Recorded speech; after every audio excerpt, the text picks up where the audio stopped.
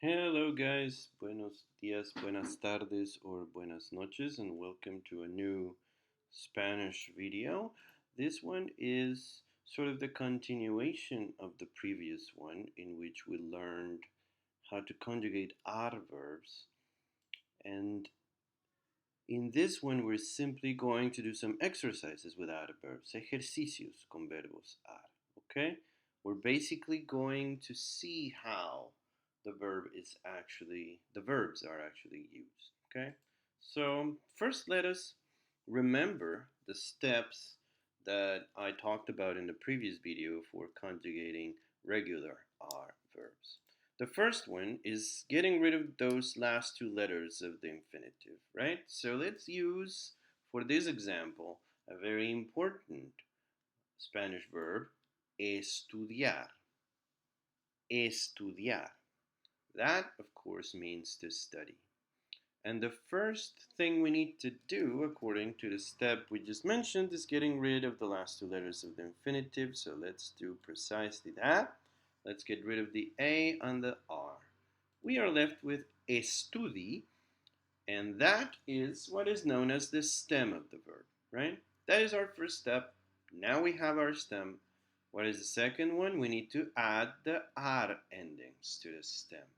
What are the ar endings? Remember, you need to memorize these in order to be able to conjugate these verbs effectively. We have the ar endings right here. O, as, a, amos, an, right? By combining those endings with the stem we just produced, we get the conjugation of the verb. And here's our little table, right? We have our subjects on the left column, yo, tú, él, ella, nosotros, ustedes, ellos. And then on the right, we have the conjugations for each of these that we obtained following the steps, right? Yo estudio, tú estudias, él estudia, nosotros estudiamos, ustedes estudian, ellos estudian. Alright, that is all fine and dandy, but clearly that is not the way you actually use adverbs in real Spanish talk, right? You don't go around spouting tables. What you do is use verbs in sentences. So the objective of this video is to look at how this is actually done, okay? So first, let's have our ad endings handy, right? Because we are going to need them for this exercise.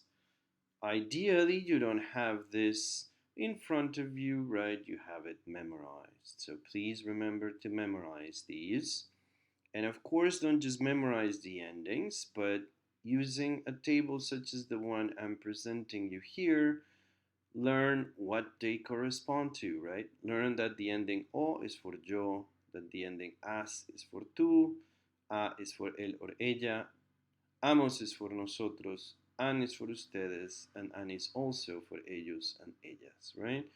You need to remember not just the endings, but what they correspond to. So let's see how this actually works. So we have here a sentence, right? Yo estudiar español. The issue is that we haven't conjugated the verb yet. This is a type of exercise that is done a lot in basic language courses. It's a fill in the blank exercise in which what you are supposed to do is fill in the blank with the correct conjugated form of the verb between brackets. So basically, we need to take that estudiar and turn it into a conjugated form that will fit the sentence. How do we do that? Well, let's look at the sentence. Yo estudiar español, right?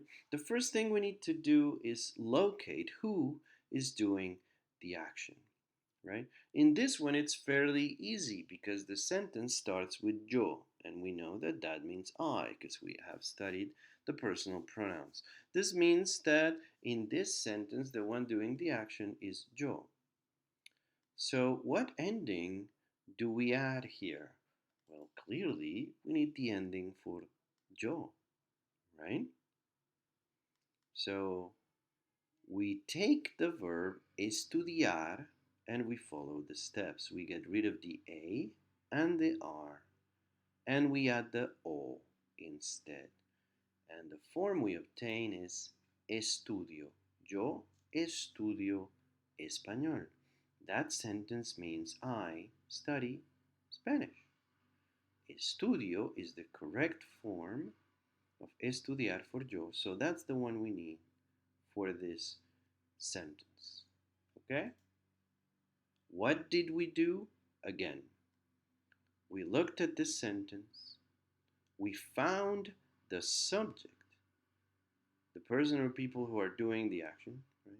Or thing, whatever it is that we're doing that is doing the action, we locate it, and then we figure out which ending do we need based on that subject, right? Since the subject here was yo, we needed the yo ending. Okay? How about another sentence? El cocinar pollo y arroz. Pollo is chicken, arroz is rice, so he cooks chicken and rice, right? That's what this means. Cocinar is to cook. So we need the correct ending here for cocinar. Which one do you think we need to use from the table? Well, yo it cannot be, tú it cannot be, but él probably is the one we need, right? Because the sentence is starting with él, which means he, right? So he will be the subject of this sentence. Él es el sujeto, right? So we take cocinar, we get rid of the A and the R, and we add a instead, which is the el ending. Él cocina pollo y arroz. Okay? Let's do another one. Nosotros bailar salsa. Some of you probably know that salsa does not just mean sauce, it's also a type of music that is very popular in Latino countries, such as my own, Colombia, right? So, nosotros bailar salsa. We need to figure out what ending we need to add here. Well, I think it's fairly clear that we need the nosotros ending, because again, the sentence is beginning with that, right? So we take bailar, get rid of the A, get rid of the R, add amos, and what we obtain is nosotros bailamos salsa. We dance salsa, right? Bailamos means we dance. Okay? It's fairly easy so far. Let's look at another example. J-Rod estudiar español. So, this one is actually a little different, right? In the three first examples, we were starting the sentence with a pronoun, right? So it was fairly easy for us. We just needed to locate that pronoun in the table, and that told us what ending we needed to use. But J-Rod is not a pronoun, right? It's a name. So what are we supposed to do here? Well, we think. J-Rod is a guy, right? And he clearly is the one doing the action here. So what pronoun do we use when we talk about a guy, when we talk about him? Well, we use he. What would we use in Spanish instead? We would use él, right? That's the pronoun we would use. So that is the ending we would use here, right? We take estudiar, we get rid of the A, we get rid of the R, and we obtain estudia. J-Rod estudia español, which means J-Rod studies Spanish. Okay? Another example, a very similar one. Now it's not J-Rod studying Spanish, now it's Bianca, right? Clearly Bianca is not él, right? Not a guy, but she's ella. She is a woman, right? So that's the ending we need, right? It's the same ending actually.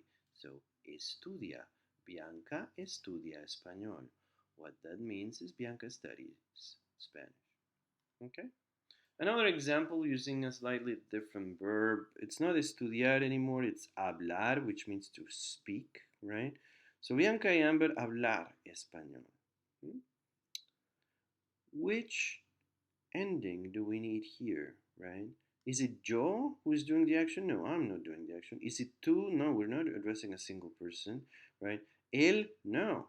Ella? No, right? It's not just one person. Nosotros, it's not we doing the action. It's not you guys either, right? It's Bianca and Amber. It's two women, right? Which pronoun would we use?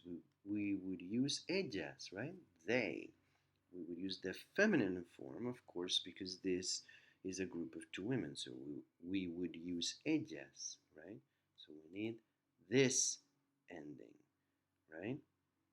Bianca y Amber hablan español. You get rid of the A and the R and you add an. Hablan español. Ellas hablan español. They speak Spanish. Okay? Another case. But here we are not talking about Bianca and Amber. We are talking to them. Bianca y Amber, ¿ustedes estudian español? We are asking them, do you guys study Spanish? Right? Since we're not talking about them, but talking to them, addressing them, we don't use ellos or ellas because you don't use they when you talk to people, when you talk to groups of people, you use you guys, right?